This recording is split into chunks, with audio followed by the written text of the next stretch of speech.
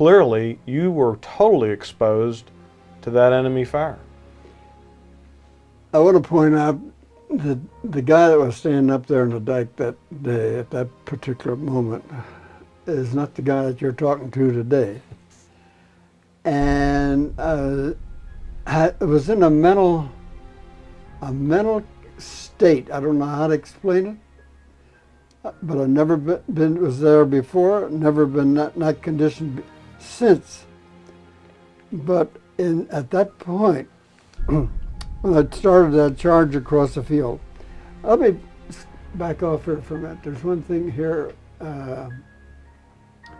If you remember when we went in to take care of the troops on Normandy, and we made a flanking attack, we were taking them on one at a time. And in this case, in the charge, we were making a frontal attack. There's quite a difference here. And there was no other way to do it. There was no hedgerows like we had in Normandy and so forth. You had to make a frontal attack. It was the only approach to it.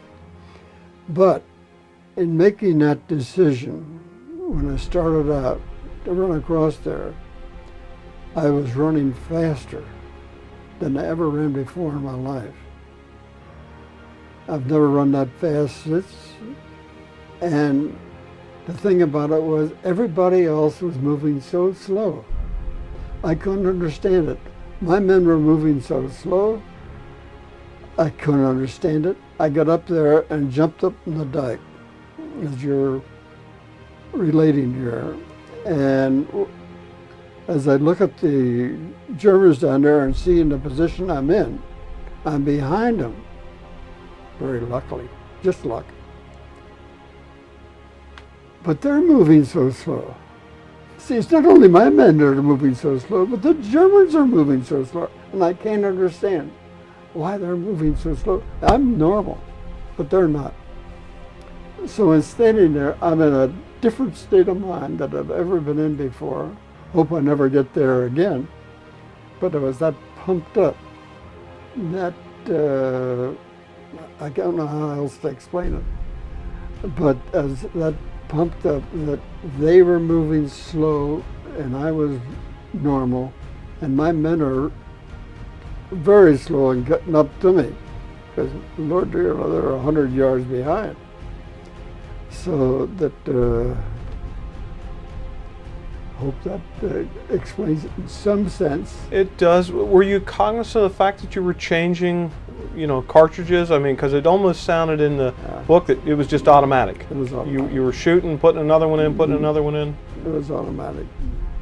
There's one little memory. It's a memory worth sharing with you. And jumping up on the dike,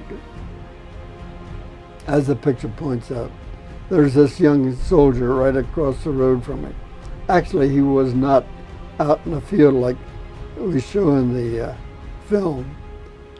He was directly on the other side of that road, about 2 steps away, because it was just a narrow dirt road coming up from the river. And he was the outlook. He was their outpost. He was the guy who was supposed to be keeping his head up and keeping observation that somebody didn't pull a trick on them like we had just done. Somebody to come up and catch them while they're keeping their heads down from our covering fire. That was his job, to keep them informed. He didn't do it. He put his head down as well. And I came up directly across from him, eyeball to eyeball.